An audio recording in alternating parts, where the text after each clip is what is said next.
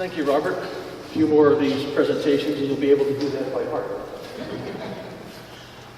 My subject today is the Goodwin Brothers Pottery, 1870 to 1929, and I've subtitled it A Chapter in West Hartford Industrial History, which for many of you probably sounds like some kind of an oxymoron. We're all familiar with, I suspect most of us are familiar with the quaint West Hartford Center,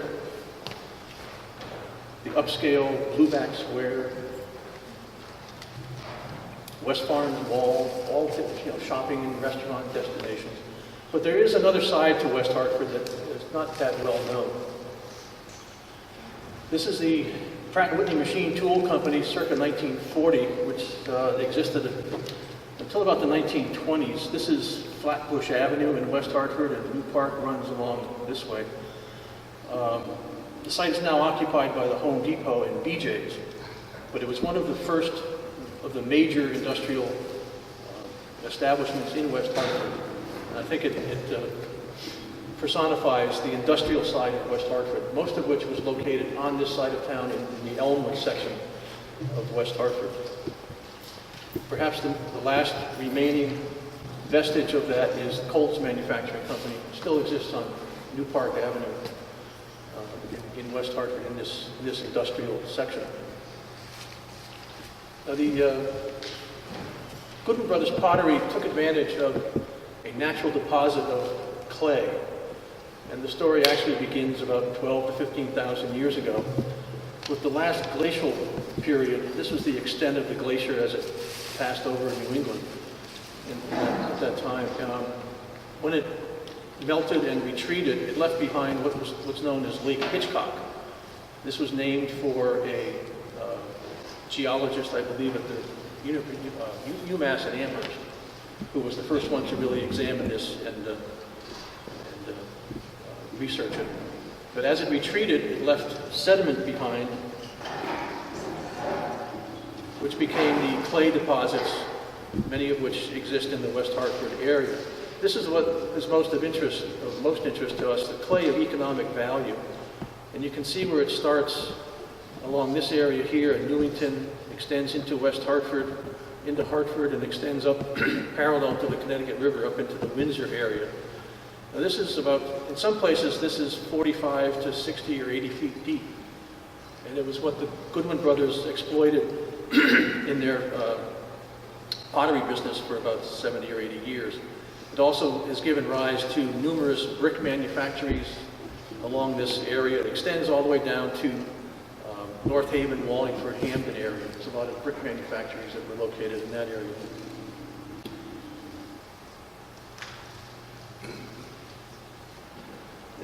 West Hartford clay has kind of there's a love-hate relationship between West Hartford and its clay. As early as the first settler, Stephen Hosmer, he complained about the knee-deep mire. And Nelson Burr, one of the early historians of West Hartford, noted that there was a saying, there's no mud like West Hartford mud. It's gluey clay stuck fast to boots, shoes, and stockings. And to this day, there are still problems in areas built on the clay in a heavy rain or in a spring thaw. It's a good thing that Home Depot is now located in West Hartford. I think they do a really good business in sump pumps for their neighbors. Now, some people early on did take advantage of the clay deposits. Zadok Hinsdale and Gideon Webster both advertised in the Connecticut Current for the bricks that they were making in the West Hartford neighborhoods. This is a redware vase, a jar by Nathaniel Seymour, who was an early redware potter in West Hartford. And this is the type of production that the clay in West Hartford is best suited for. It's a redware-based clay. Terracotta is another name for the products made from this. It's not. We have a couple of examples here of stoneware made by West Hartford potters, but the stoneware clay was most often imported, mostly from the New Jersey area. The clay in West Hartford was not suitable for stoneware, but for the redware products. Now, there were actually two sets of Goodwin brothers. The first one, Seth Goodwin, Pitts Goodwin, and Horace Goodwin, were all the sons of Ebenezer Goodwin, who was born in West Hartford, received property in New Hartford, moved out there. All of his 12 children were born in New Hartford and died in New Hartford in 1810. And there were strong ties between the Goodwins in New Hartford and West Hartford. And the Goodwins in West Hartford they're the same branch of the Hartford Goodwins. I was just talking with a lady in the audience. She asked about the relationship, and I said, the Goodwin in West Hartford are on the wrong side of the tracks, basically. The Hartford Goodwins were the rich, affluent ones. The ones in West Hartford were stoneware potters. So these three, Seth, Pitts, and Horace, were the first three Goodwin brothers that all had an influence on the second Goodwin brothers. Now, Seth Goodwin had a son by the name of Thomas O'Hara Goodwin, who was a potter in West Hartford. We have an example of a piece by him. He was primarily a stoneware potter, although some of his early pieces are also redware. Pitts Goodwin his wife gave birth to two sons, Harvey Goodwin, who was a redware potter in West Hartford, and Sherman Goodwin, who for a very short time worked with his brother Harvey. But he kind of disappeared out of the potters quite early. And then Horace Goodwin was the third son. He was a potter in Hartford for many years in partnership with McLeod Webster. So the firm name was Goodwin and Webster. And there's an example of their production also here. They were stoneware potters. Now, Harvey Goodwin was the progenitor of the three Goodwin brothers who founded and operated the Goodwin Brothers Pottery in West Hartford. Harvey was a farmer and brickmaker in Torringford, came to West Hartford and established his pottery in 1827, and he possibly learned the potter's trade from his uncle Seth. And his three sons, Harvey Burdett, Wilbur Elmore, and Newell Elton, around 1870, took over Harvey's business, expanded it, and turned it into the Goodwin Brothers Pottery, which we'll be talking about. And this is a map done by William Hall, another historian of West Hartford. It kind of conflates a lot of events and locations in West Hartford history, but it does give you a sense of where these people were working. This is New Park Avenue here. This is New Britain Avenue that runs this way. This is where Harvey Goodwin's pottery was, just over the line into Hartford, actually. This is the site of the Goodwin Brothers Pottery. Thomas O. Goodwin's pottery was farther out New Britain Avenue. And it just to kind of place these the potteries into a spatial location. This is a piece by Harvey Goodwin. It's a redware flower pot from the West Hartford Historical Society collections.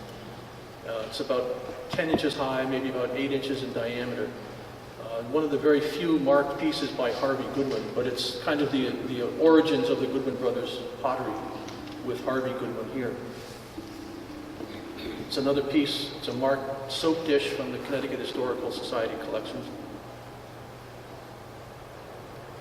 This is an 1855 map of Hartford, showing the location of T.O. Goodwin's pottery. He's out here on New Britain Avenue, and Harvey Goodwin's just over the railroad tracks in West Hartford. 14 years later, T.O. Goodwin has kind of disappeared from the scene. His pottery is closed, but Harvey Goodwin's pottery is still located here. There's an E. Robert pottery, another competitor, very, very small scale pottery. And there's another pottery on this side of the railroad tracks, which is what became the Goodwin Brothers Pottery. Now, the three brothers were all working, Harvey Burdett, Wilbur E., and Elmore Newell. Goodwin were all working in Harvey's pottery in 1870, and it's right about this time that the business changed hands and the three brothers set out on their own. This is Harvey Goodwin. This is a photograph from West Hartford Historical Society. He died at the ripe old age of 93. I'm not sure exactly when he stopped making flower pots, probably around the 1870s. His obituary in the Hartford Current from June of 1895 mentions that he was an unusually vigorous man for his years, never having been obliged to use eyeglasses, having been able to read by lamplight as well as in the daytime. His teeth were sound, and he had but lost 4 or 5 from the permanent set, which I guess was a mark of distinction in 1895. That's great. And he's buried in the family plot in Cedar Hill Cemetery with his wife, Frances Elmore Goodwin.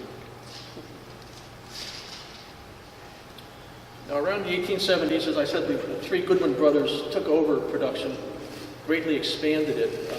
This is 2 out of a series of 5 images from glass plate negatives that the West Hartford Historical Society owns. It's kind of a visual trade catalog. Each of the different shapes and forms is numbered, as you can see here, number 1, 2, 3, 4, and so on. And I'm assuming that they could show people these photographs, and someone could say, a customer could say, well, I'll take a number 14 and a number 37, and I want it decorated or painted this particular way, and so they would be able to use this as a basis for the business. And the Hartford Courant, which is a major source of information about the Goodwin brothers' pottery, there's just not much else out there. I use that as a major reference source. Goodwin brothers are young men, earnest in their business. They've begun in the gratifying of the demands for the reproduction of the antique in pottery, although they already had a good business in the modern styles. They're producing imitations, or rather reproductions, of vases, water coolers, wine holders, flower supporters, etc., used by the ancient Greeks and Romans.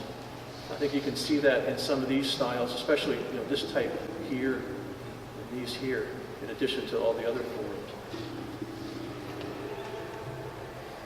A few more of the examples of their production. Messrs. Goodwin produce any style that is required either by the popular demand or the individual exaction. If a person requires the duplication of a cherished vase or other vessel, they will produce it, or will work from the drawing or sketch. And the shapes of the articles of pottery produced by the Goodwin brothers are intended for decoration by ladies who will be pleased to procure their elegancies, which will adorn their homes. This is just a generic Victorian interior, but you can see the use of similar pottery and shapes and forms that the Goodwin brothers were using to adorn that corner fireplace in this Victorian home. Another example, one of those kind of an ancient Greek or Roman vase copy on that shelf there, plus the use of flower pots to a great extent. This is the last of the slides showing their wares from the 1870s, 1880s.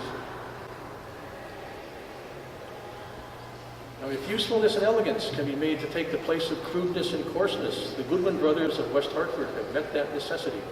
And out of their 100 different styles, they can reach every whim and any demand. And business got so good and it grew so quickly. In 1880, they added on to the original factory buildings. These are the 2 buildings in which the pottery was located, just on the west side of the railroad tracks. And in 1880, they added a 3-story stone basement building with a smokestack and a steam engine to run all the machinery in the pottery. What they were making was not turned by hand on wheels. It was manufactured in molds. So they added this 3-story building in 1880. Not too long afterwards, they started offering entertainment at the Elmwood Pottery. This kind of baffles me. I'm not quite sure where or why, whether it was just a way to get people in the building and show them their wares. They had that Grosvenor's band of 10 pieces. I could not find a follow-up as to whether this was a successful undertaking or not. But it turns out that 2 weeks later, they did it again. This is a ticket it says admitting gentlemen with ladies to music and dancing at the Elmwood Pottery. I just don't know.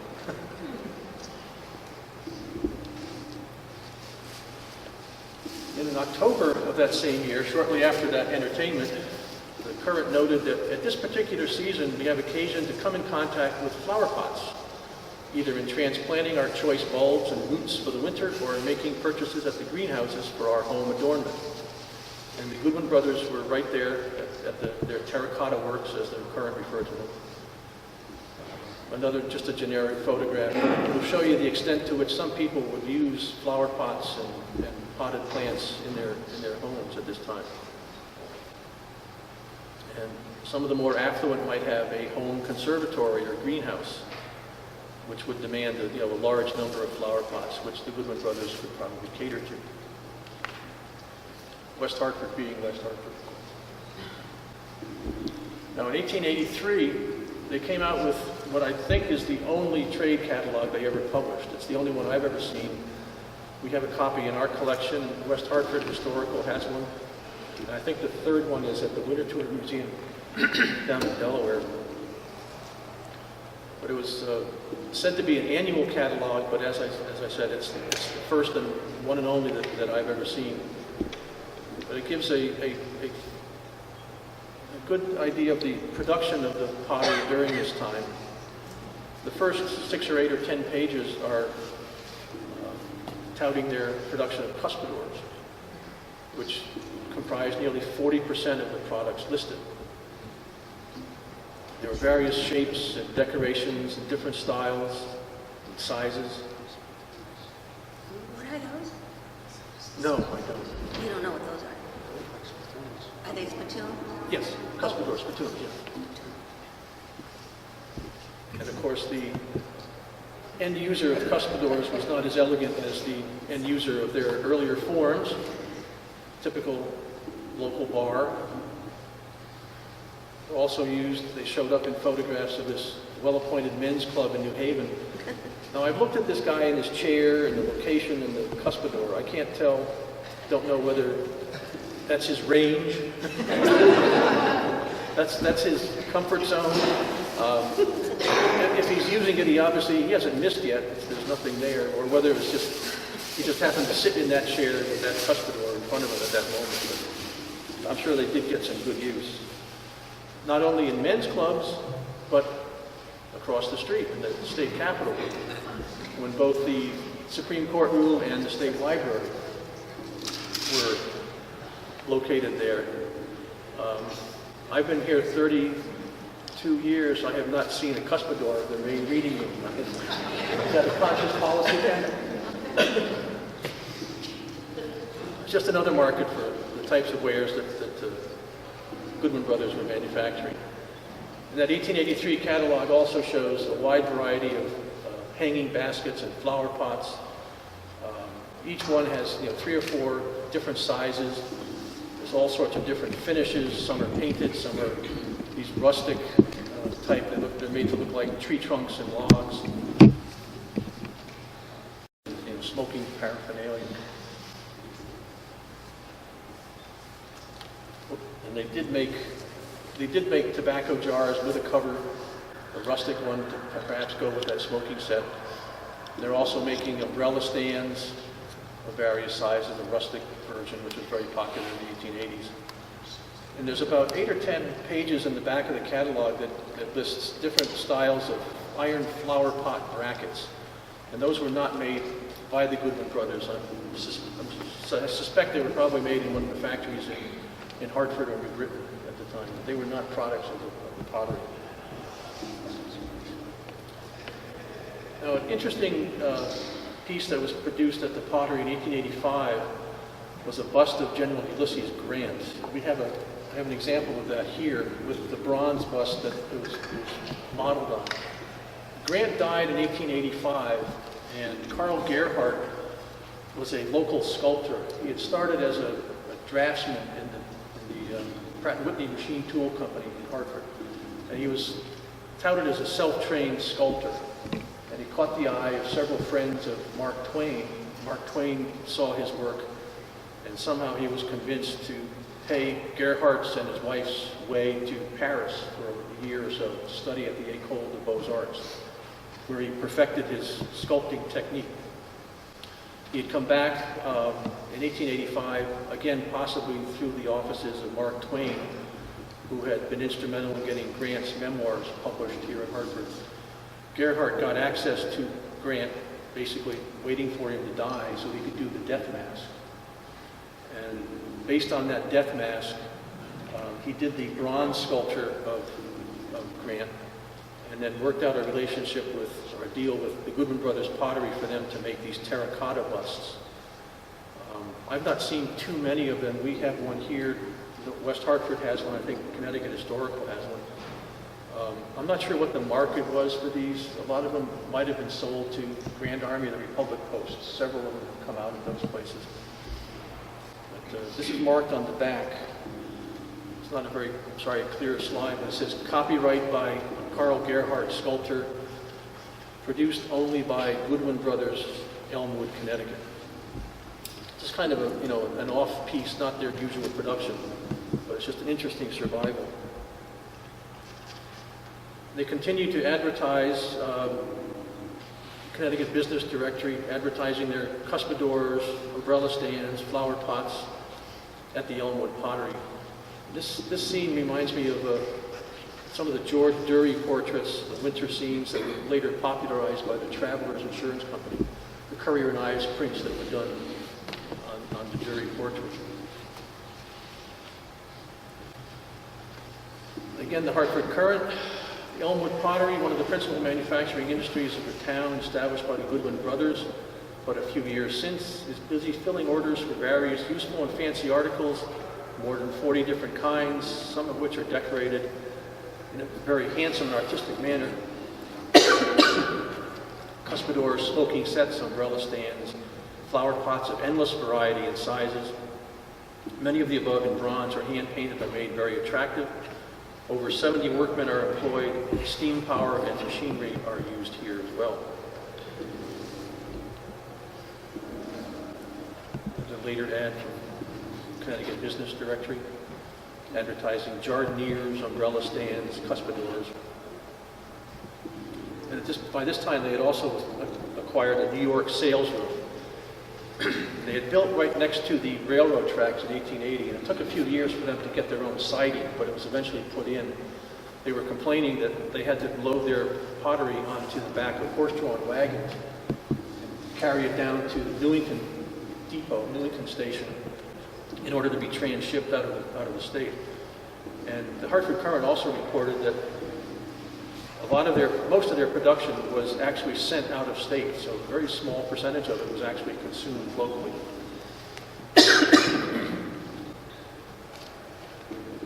This is a photograph of the pottery circa 1890. Excuse me.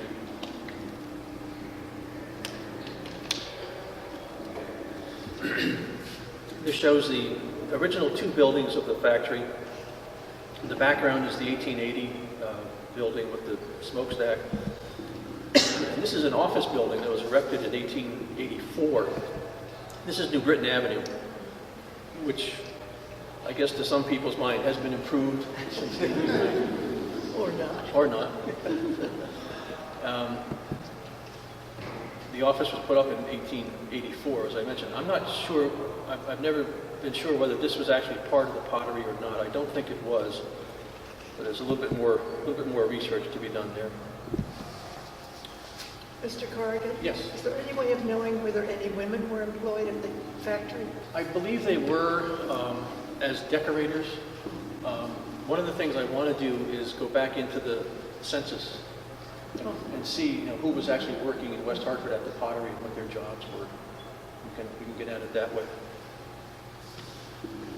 This is a detail from the Hartford County Atlas of 1896. It shows the Goodwin Brothers pottery here. And Goodwin Brothers own this property here. This is Mrs. Harvey Goodwin, who's still around. There's the Charter Oak Brick Company and the Hartford Brick Company on either side of the railroad tracks, which are taking advantage of the clay deposits there. And there's also the Whitlock Coil Pipe Company, which was one of the other early industrial tenants of this neighborhood. This is kind of the beginning of the industrial area of West Hartford in Elmwood around 1895-96. This is Harvey Burdett's and his wife Annie Goodwin's house on New Britain Avenue around 1900. 5 children. I can't tell, even in magnification, whether Francis is holding a Pope-made Columbia bike or not, but I suspect it might be. Wallace D, who's age 10 here, we'll come across him again in a few minutes. He plays a role in his father's later life in West Hartford.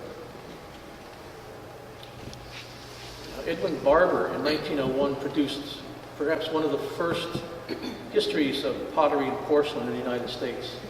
He gave a description of the Goodwin brothers' pottery and their wares,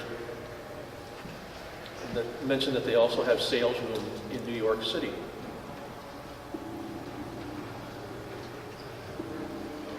And their sales agent in New York was Frank Parmalee. This is a letter that's at the Connecticut Historical Society. What's interesting is Parmalee is an agent for glassware companies and 3 pottery companies, Goodwin Brothers, Roseville, and Steubenville. Everybody knows about Roseville and Steubenville, but whoever has heard of the Goodwin Brothers pottery, just kind of, they've disappeared. I think part of the problem is that I don't think they marked their wares. All those vases and jars and things that we saw. I've never seen any. If you go online, if you go on eBay and try to find a Goodwin Brothers piece, you'll end up with a porcelain plate made by the Goodwin Brothers Pottery in Zanesville, Ohio. I don't think there's any family connection, but you don't find the Goodwin Brothers West Hartford pottery. They had no mark. As far as I know, the few pieces that I've seen at West Hartford are not marked, but they're in the collection based on provenance and family history. Everything was going very smoothly for the brothers until 1908. A fire ravaged the factory. Hartford firemen were sent to the scene, but it was too little, too late. The molds were destroyed, 3 kilns, and a lot of pottery. This is a summary of the damage from that article about the fire. The 1880 edition was totally destroyed. It's partly insured for $7,000, but it wasn't enough to cover the rebuilding. The stock, $4,500 worth of molds, and the $750 on the steam engine and the boiler. All the molds were destroyed. 3 kilns were destroyed. One had just been fired, had 10,000 pieces of pottery, and a second kiln had 20,000 pieces of pottery. So it gives you some idea of the scale of the manufacturing that was going on in this factory. And sadly, it could have been prevented. A water main runs right by the plant, but the town has no protection for that end of it, and the company never had a hydrant put in. One hydrant and some hose would have meant the salvation of most of the property. So I guess in 1908, you didn't move to West Hartford for the level of services provided by the town. That came later. In 1909, Harvey Goodwin was pretty much on his own. I think his brothers had died. He was running the company pretty much by himself. And they continued to use a letterhead based on that earlier photograph.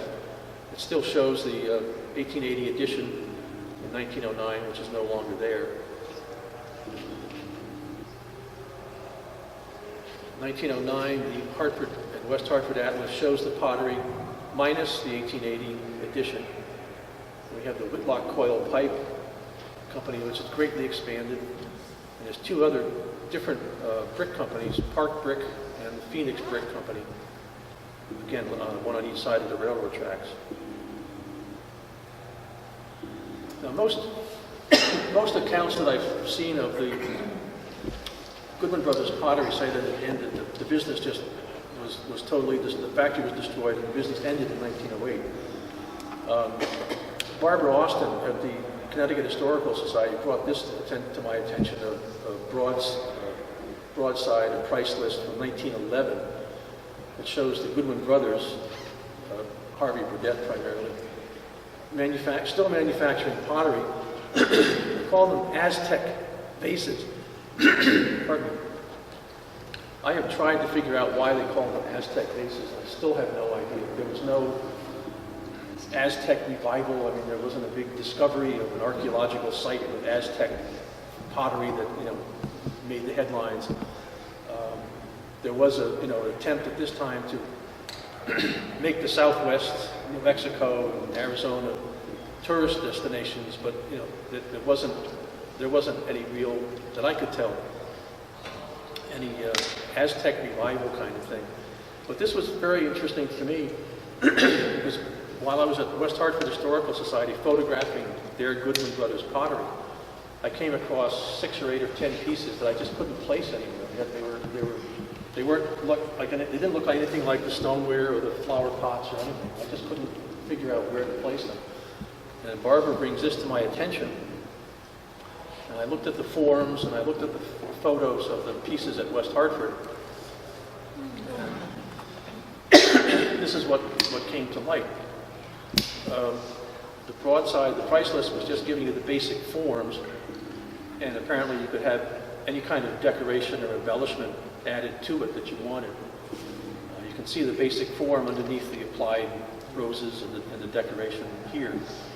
So that was kind of a light going on. And, you just wonder where was this being manufactured in those 2 remaining buildings. Seems like a fairly robust business, but it's hard to tell.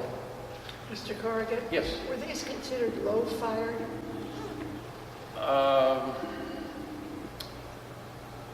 Yes.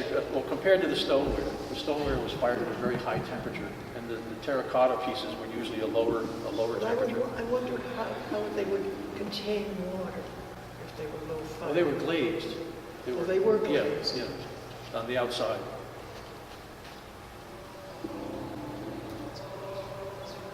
And this piece here, the third one over, on the back, it has basically the formula for applying this particular style of decoration to this piece.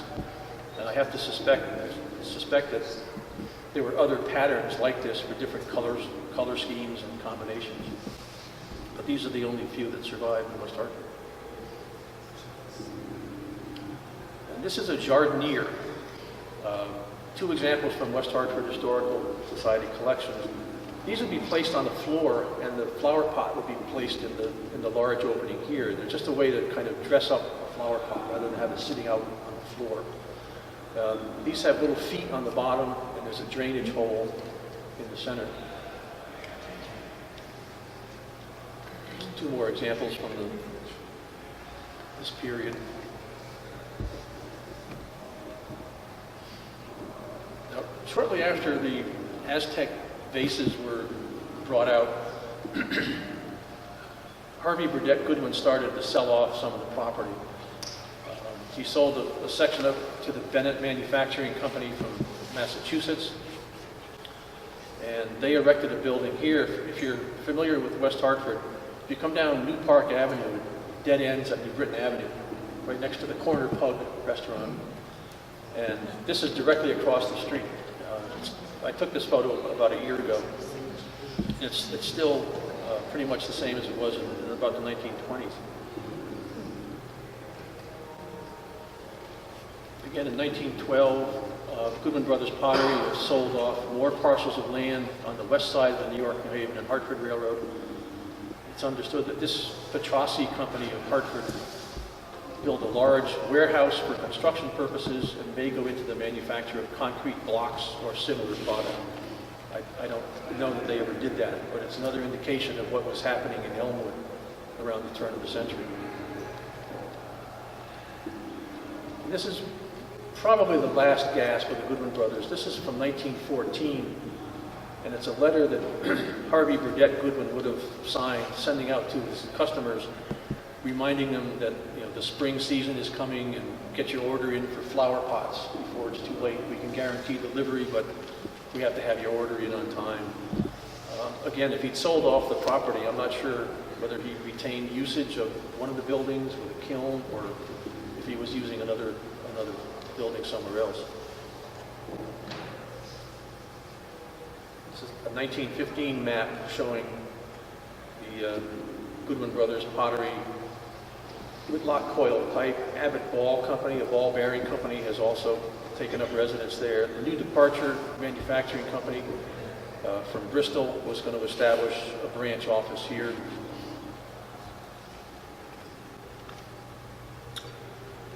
Now, in 1915, this is Wallace D Goodwin, who we saw last on the front lawn of the family house. He had become a real estate agent and a developer in West Hartford. And one of the projects that he worked on was this Burgoyne Gardens. It was a small housing development off of South Quaker Lane, just north of New Britain Avenue. And these two columns, they're fieldstone columns, and they have, I think, Burgoyne Estates or Burgoyne Gardens in them. They still exist, and this road takes you down to the West Hartford Senior Center that faces New Britain Avenue.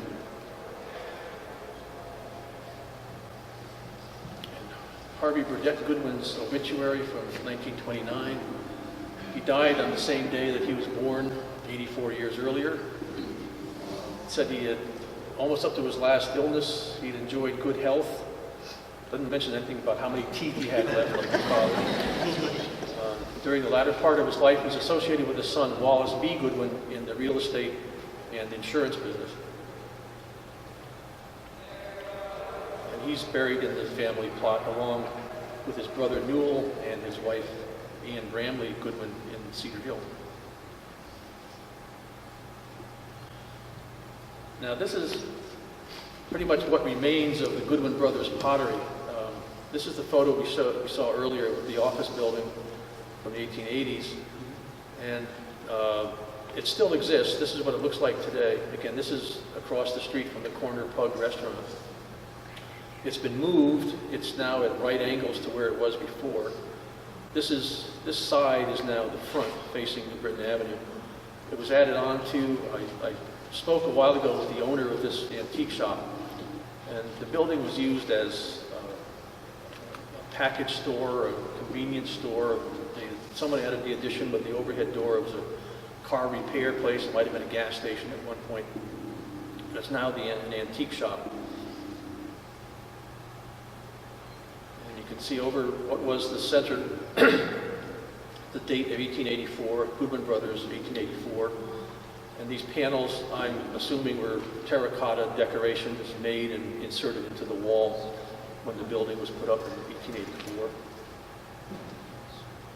This was the original doorway, which would have been on the side. You can see the ghost lines of the roof structure. And there's one building remaining behind the office building. It's this building here, I think, minus these two wings. And this smokestack is not original. It's probably part of the heat treating business that was there in the 19-teens, up until probably 30 years ago. So that's the history of the Goodwin Brothers pottery. If any of you are inspired to try your hand at some pottery, one of our quaint stores in West Hartford Center can accommodate you, called the Clay Pen on Farmington Avenue, where you can find your inner Goodwin. Mr. Corrigan.